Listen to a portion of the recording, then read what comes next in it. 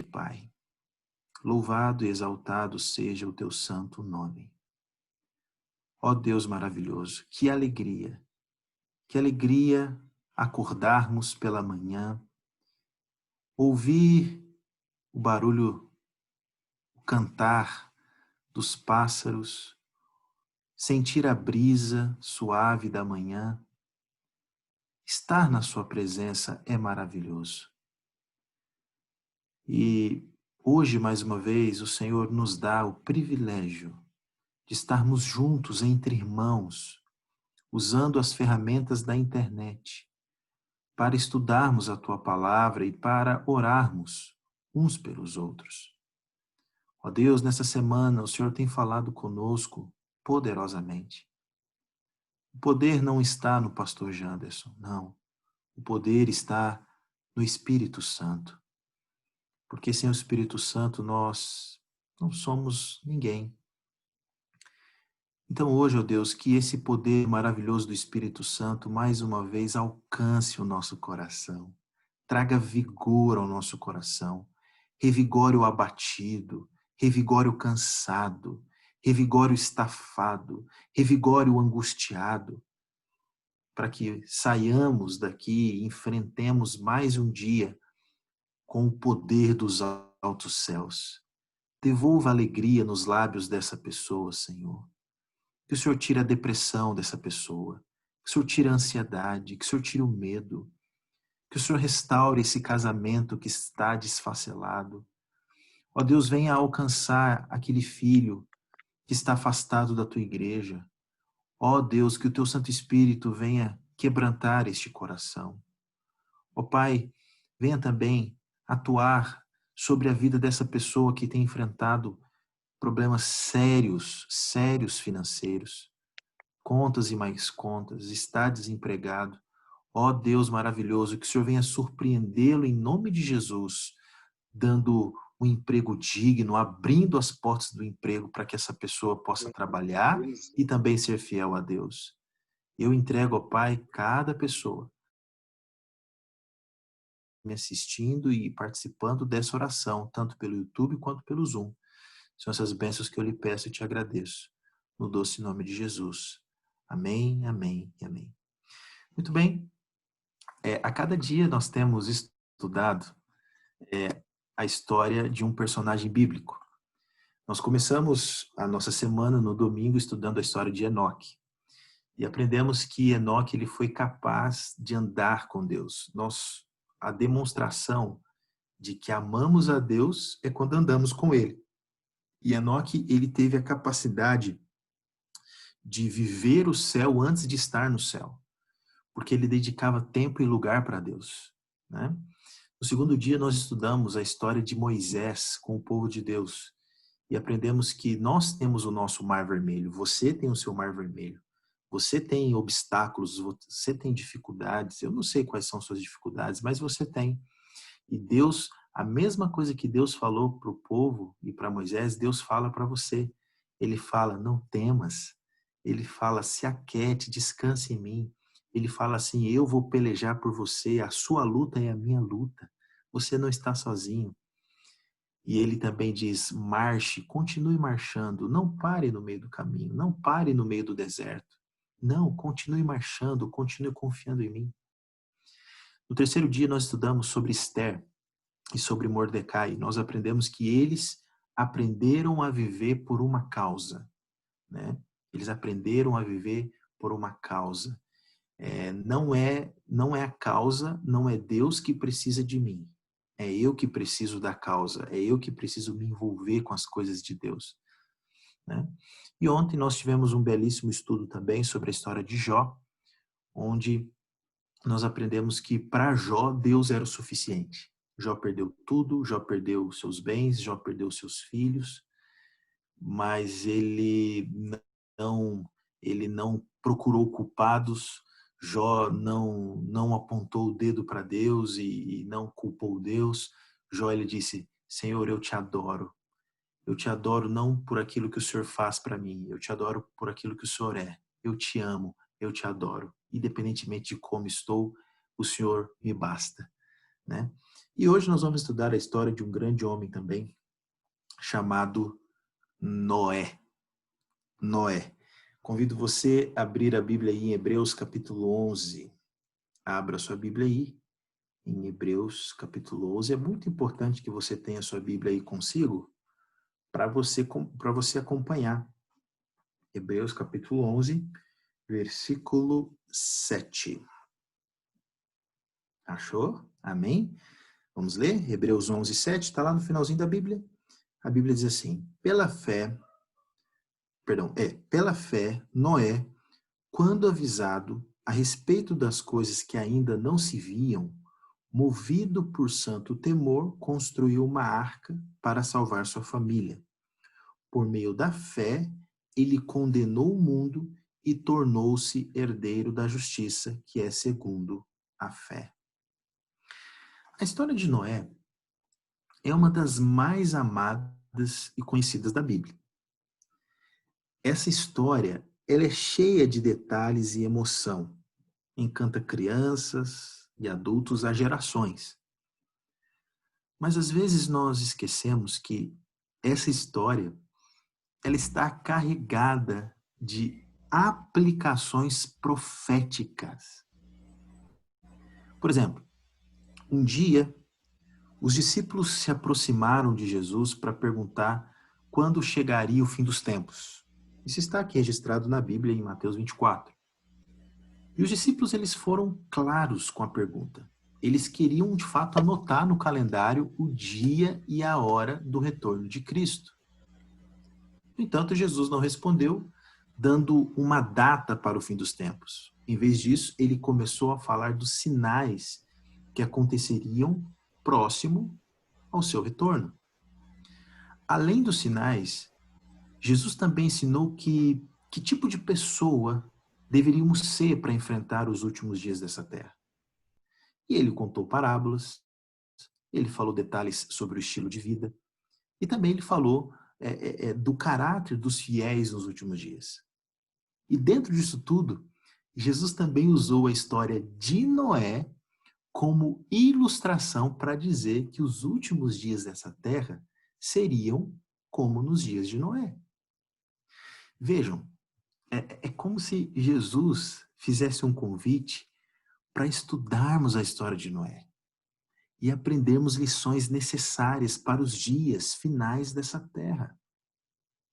Observe que o versículo que nós lemos em Hebreus apresenta um ótimo resumo da vida de Noé. E hoje nós iremos estudar 4 aspectos neste versículo que podem nos ajudar nesse preparo para os últimos dias. Se Jesus disse que os últimos dias serão como os dias de Noé, e Noé foi um vitorioso em seus dias, a gente precisa aprender com ele. A gente precisa responder a pergunta: como podemos ser iguais a Noé? E o verso que nós lemos começa dizendo assim, aqui vem o primeiro ponto, né? O verso começa dizendo assim: Noé foi divinamente instruído acerca de acontecimentos que ainda não se viam. Ele foi instruído. E esse aqui é o primeiro ponto. Se você gosta de anotar os pontos da mensagem, esse aqui é o primeiro ponto. Noé não foi pego de surpresa com os acontecimentos de sua época por Deus sobre o que esperava no futuro. Esse é o primeiro ponto. Sabe, meus irmãos, nós cristãos podemos até dizer que não esperávamos que esse ano as coisas seriam tão difíceis. Podemos até dizer que não esperávamos que de um dia para o outro enfrentaríamos tantas dificuldades como estamos enfrentando. Mas o que nós não podemos dizer como cristãos, que conhecem a Bíblia, é que não fomos avisados, é que não fomos devidamente instruídos sobre os últimos dias, porque fomos. Olha o que eu vou te dizer aqui.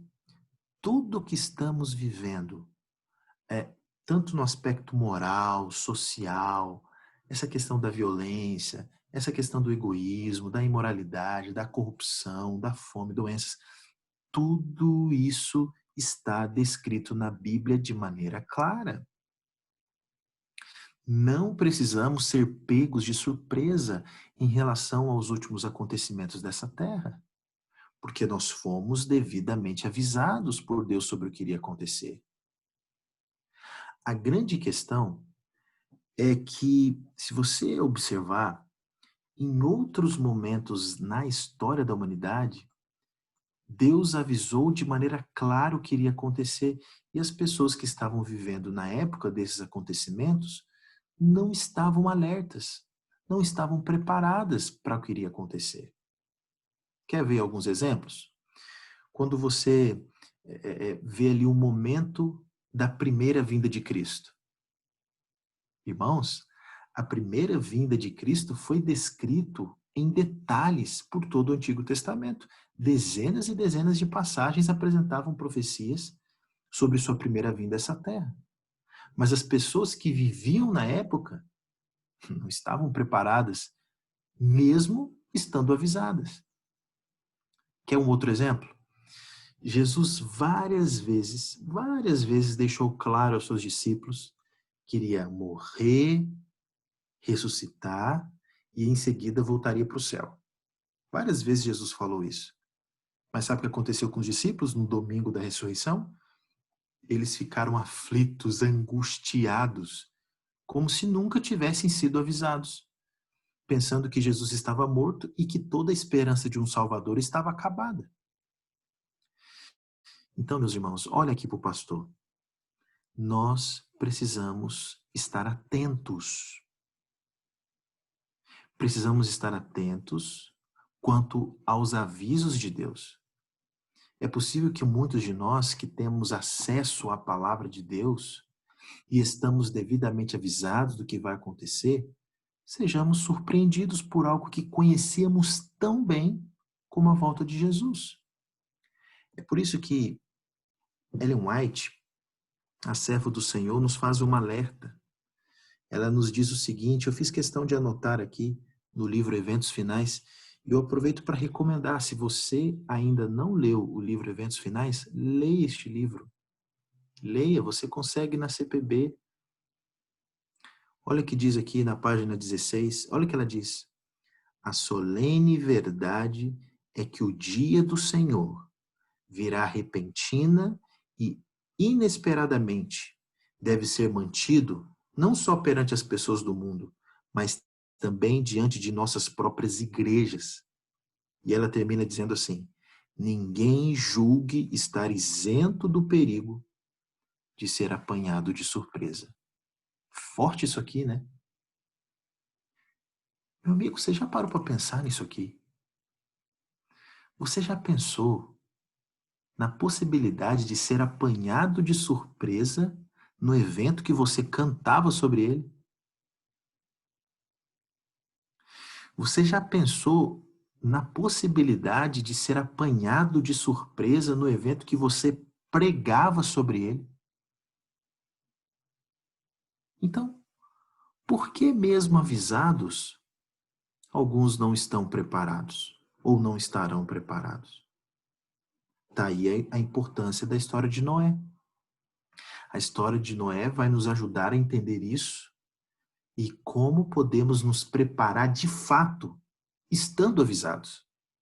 E o verso que nós lemos aqui, em Hebreus, diz que assim que Noé foi divinamente informado que o mundo seria destruído por um dilúvio, duas coisas aconteceram na vida dele.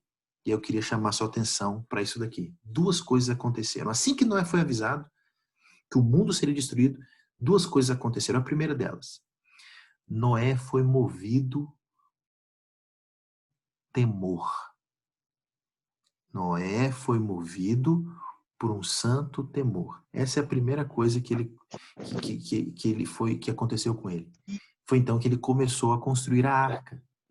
Veja, Noé foi informado que o mundo que ele conhecia seria destruído.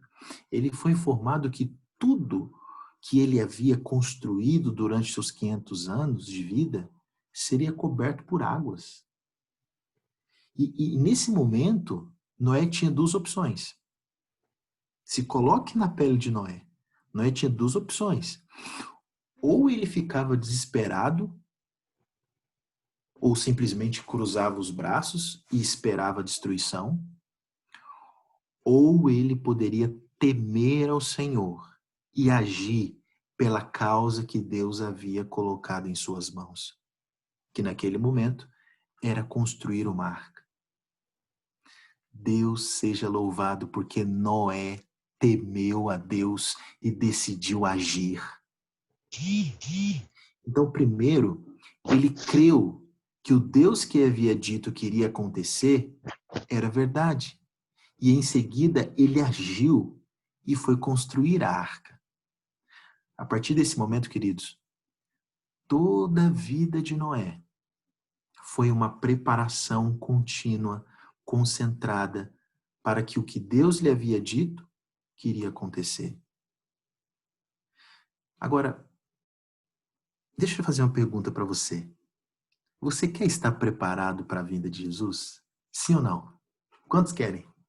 Você quer estar preparado para a volta de Jesus de verdade? Você quer se preparar dia após dia? Sim ou não? Levanta a mão aí. Sim? Então tema ao Senhor. Tema ao Senhor e se envolva com a sua causa. Mas você pode estar se perguntando assim, pastor, tá bom. Me explica direito o que é temer a Deus. O que é temer ao Senhor? Veja isso aqui que o pastor vai dizer. Infelizmente, na nossa cultura, a palavra temor, ela acabou tendo um significado diferente e negativo do que realmente é.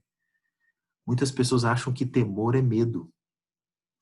Mas se você observar, estudar, você vai perceber que temor, na linguagem bíblica, na verdade significa o sentimento experimentado na presença de alguém superior. Observe que Noé não temeu a chuva que viria. Noé temeu a Deus, que estava ao seu lado. Isso a gente pode chamar também de reverência.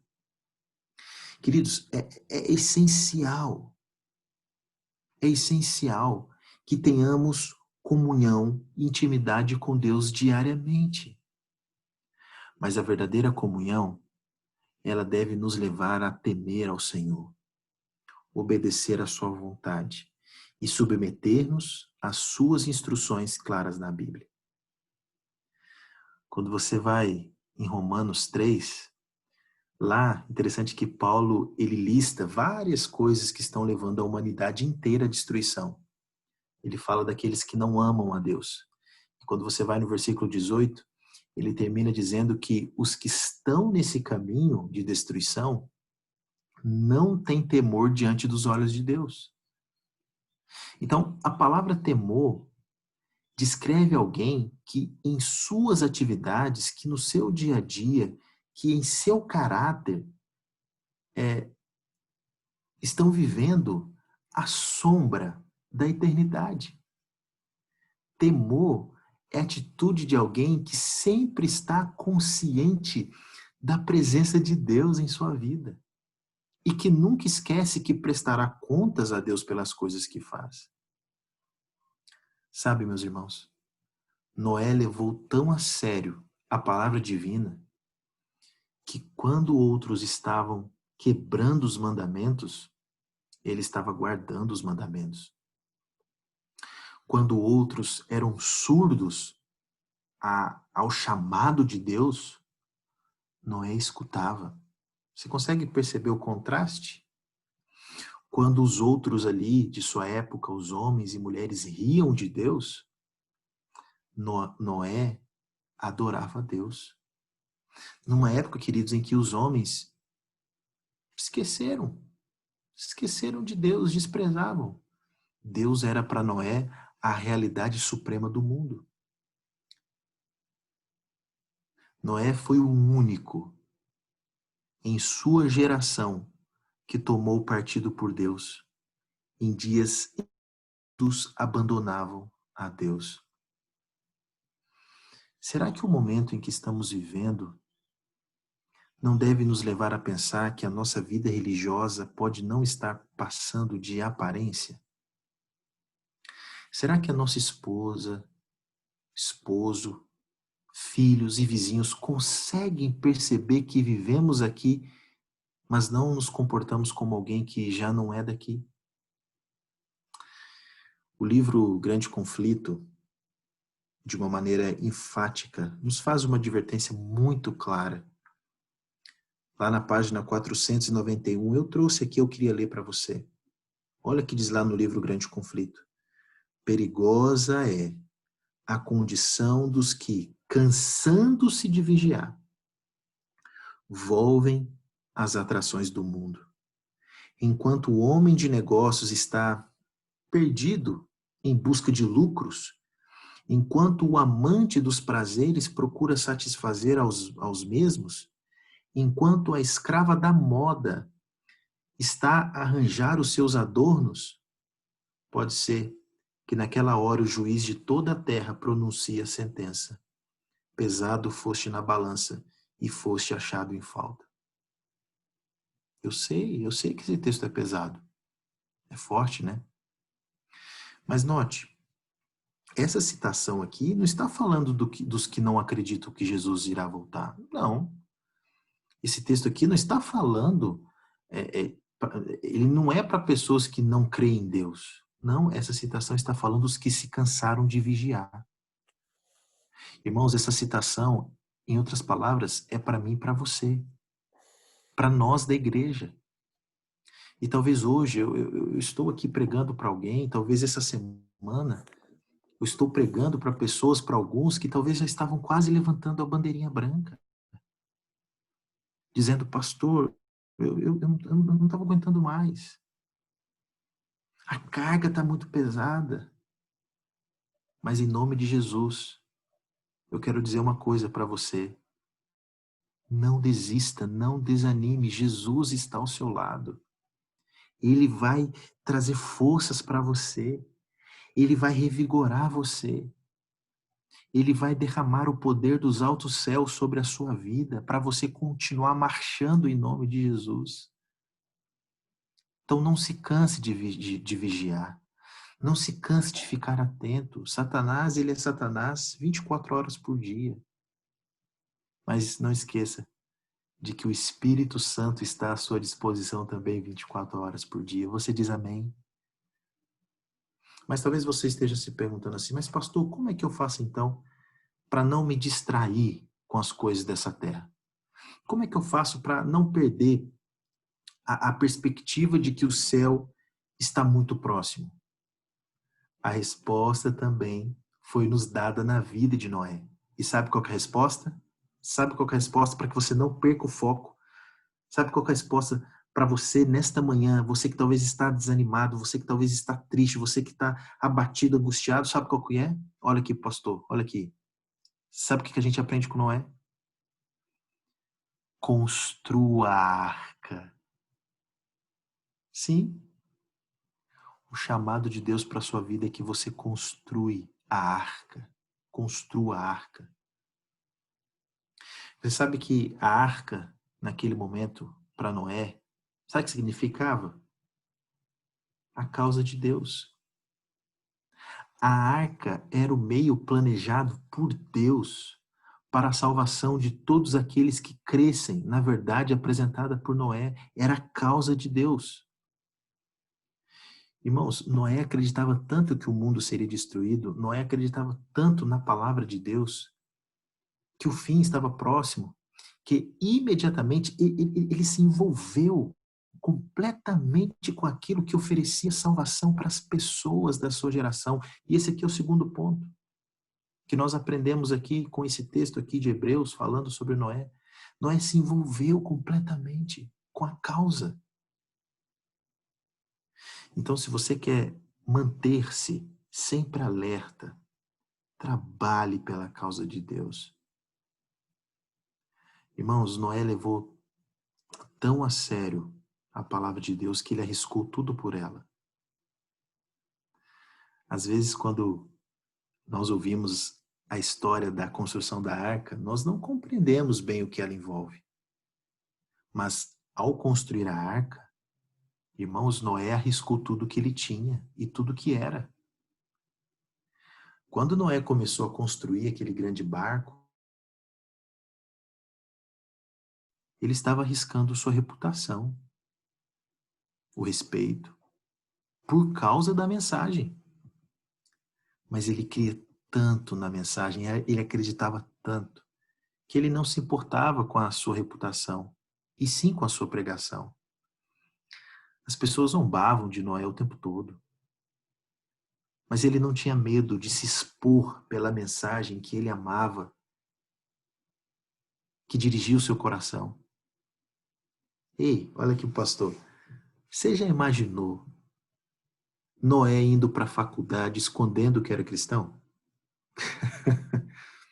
Você já imaginou Noé indo para a faculdade tentando se esconder dos amigos para não mostrar que era cristão? Você consegue imaginar Noé com vergonha de sair de casa segurando a Bíblia?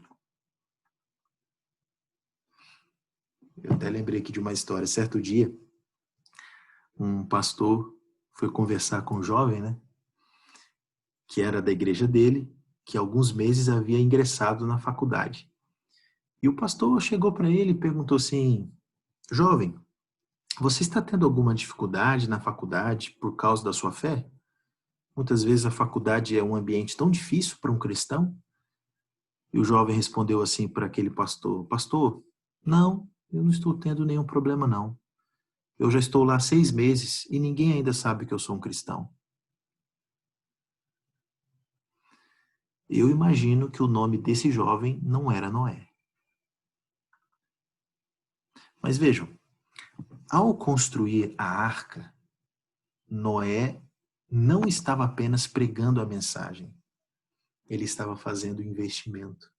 Esse aqui é o terceiro ponto que eu aprendo. Querem ver? Observe comigo.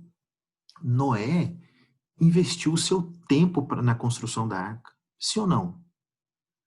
Noé investiu sua energia, os seus dons na construção da arca. Mas também Noé investiu os seus recursos financeiros na construção.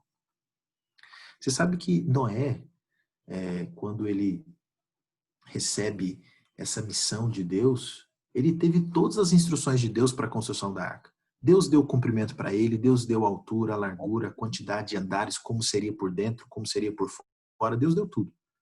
Mas você sabia que Deus não deu um centavo para ele construir a arca? Você sabia disso? Você sabia que Deus não deu nem R$ 1? Foi dos recursos próprios que Noé construiu a arca. Quer saber como Noé conseguiu fazer uma obra tão grandiosa? Quando você vai no livro Patriarcas e Profetas, eu trouxe aqui a citação, eu vou ler aqui rapidinho.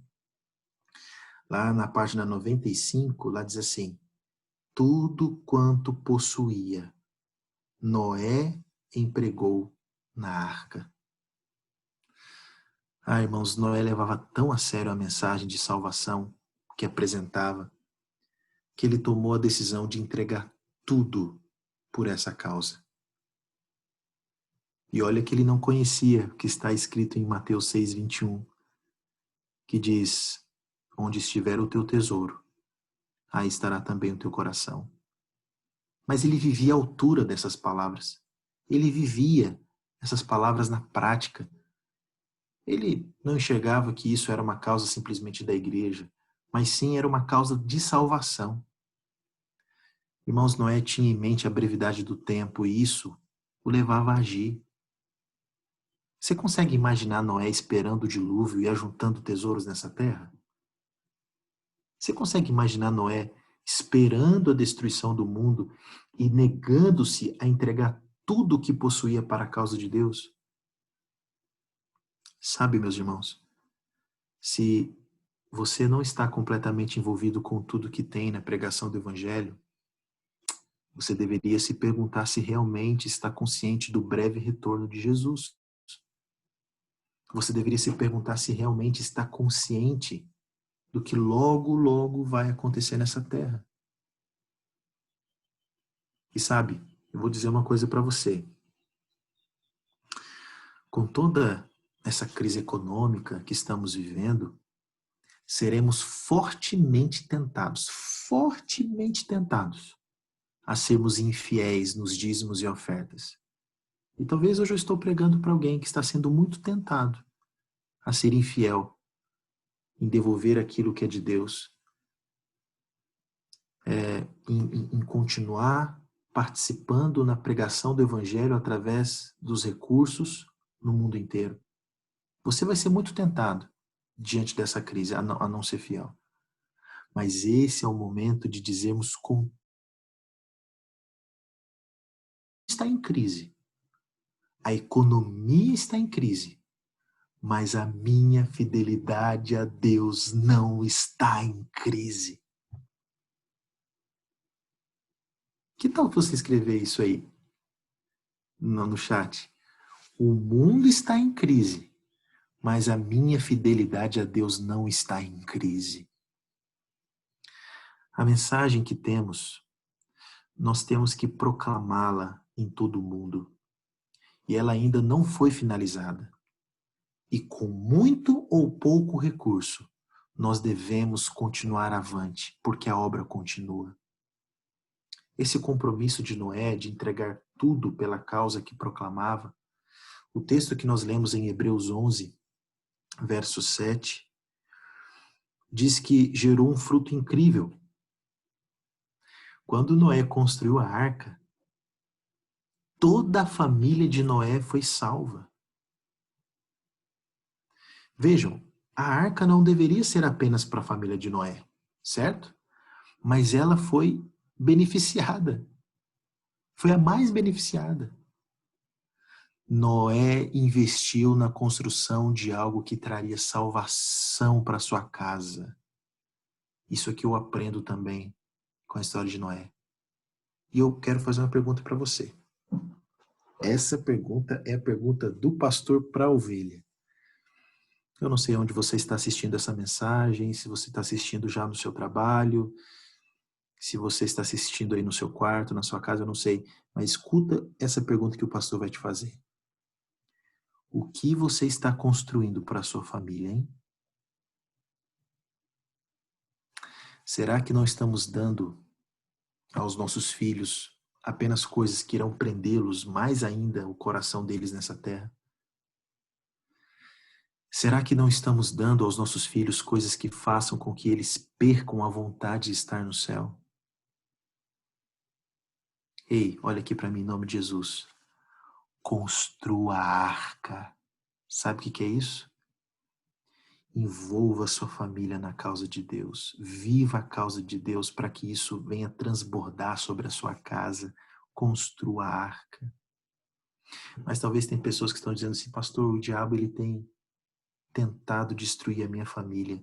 O diabo não tem poder sobre você. Se você está ao lado de Jesus, Jesus blinda a sua casa e o inimigo não lhe toca. Você diz amém? Você está numa jornada espiritual. Claro que você não está isento de problemas, os problemas virão, mas quando você está agarrado em Jesus, pode cair o mundo e você está em paz. Ei, irmã Maria, irmã Miralva, irmã Rita, olhem, Deus está cuidando de vocês. Construa a arca, continue avante, se envolva com a causa de Deus, em nome de Jesus. Sabe, os filhos de Noé, eles enxergavam uma coerência entre aquilo que Noé acreditava e aquilo que ele investia. Irmãos, Noé se doava tanto pela causa. E será que os nossos filhos estão vendo coerência em nós? Será? Quando os nossos filhos veem que gastamos os nossos recursos de maneira egoísta e não investimos na causa de Deus, será que eles estão vendo coerência em nós?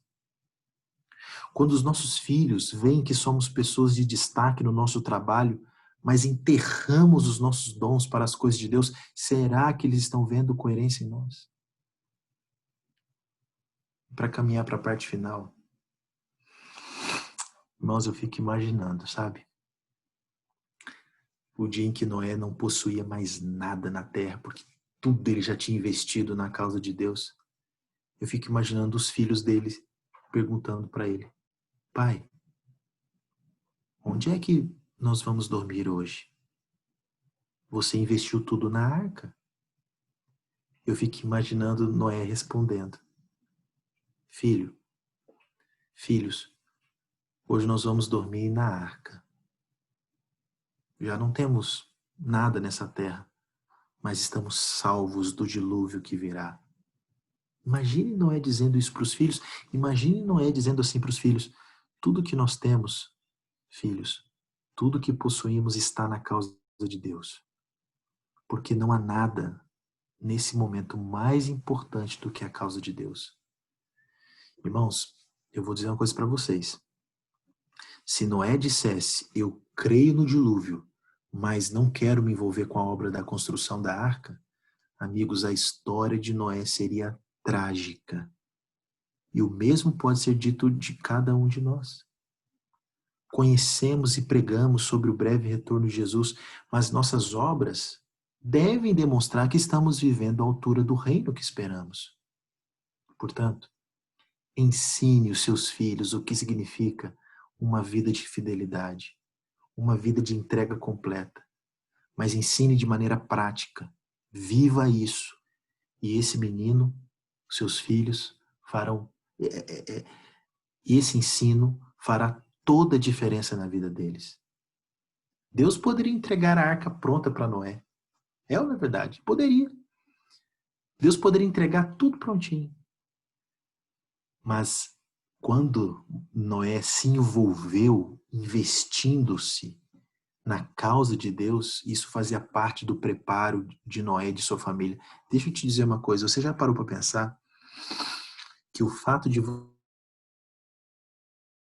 Deus trabalhar para a causa de Deus, isso é uma forma também de Deus te salvar?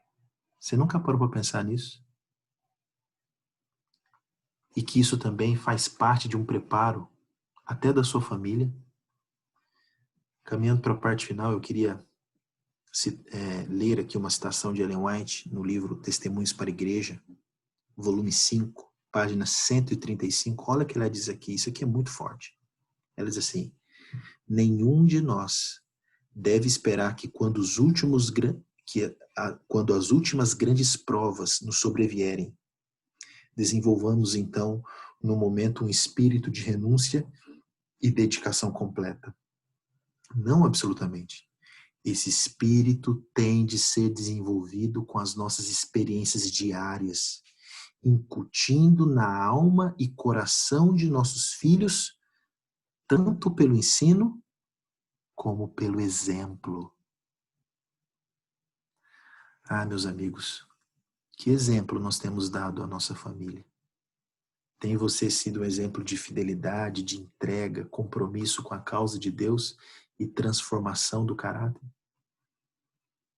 Queridos, quando acharmos que é muito difícil entregar tudo pela causa de Deus, devemos fazer a seguinte pergunta, nos fazer a seguinte pergunta: quanto entregou Cristo por mim?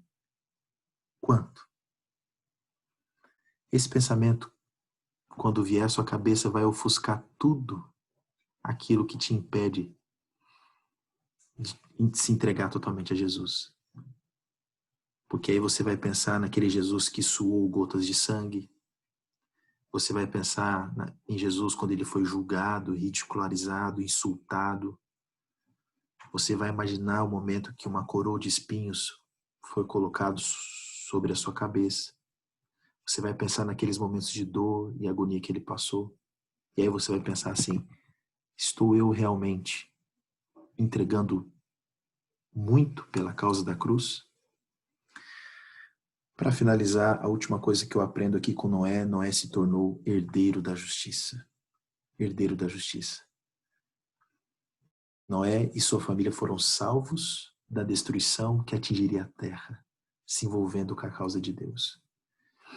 E o último texto bíblico que eu quero compartilhar, e esse eu faço questão de esperar você encontrar aí. Procure na sua Bíblia o último texto de hoje. Apocalipse, capítulo 4, versículo 2. Abra aí. a Bíblia em Apocalipse, que é o último texto de hoje. Apocalipse, capítulo 4, versículo 2 e versículo 3. Você sabe que depois que Noé e sua família entraram no barco, a família de Noé foi salva. Deus queria salvar mais pessoas, mas somente a família entrou. Isso me faz pensar que quando nos envolvemos na causa de Deus, isso pode fazer com que a nossa família seja salva. Deus pode nos usar para isso. E no final de tudo aquilo ali, eles viram o arco-íris, né? Lembra? Eles viram o arco-íris, que foi a promessa de Deus. Deixa eu dizer uma coisa em nome de Jesus. Olha aqui para o pastor. Essa promessa também é dada a nós, de que um dia veremos o arco-íris. Está aqui na Bíblia, Apocalipse 4, verso 2 e 3, diz assim: imediatamente me vi tomado pelo Espírito, e diante de mim estava um trono no céu, e nele estava sentado alguém. Aquele que estava sentado era de aspecto semelhante a jaspe e sardônico. Um arco-íris, parecendo uma esmeralda, circundava o trono. Ei, não importa o tamanho da tormenta que você esteja enfrentando, tá? Do outro lado, nos espera o arco-íris do trono de Deus. Não temam o amanhã, pois para os filhos de Deus, o amanhã será glorioso.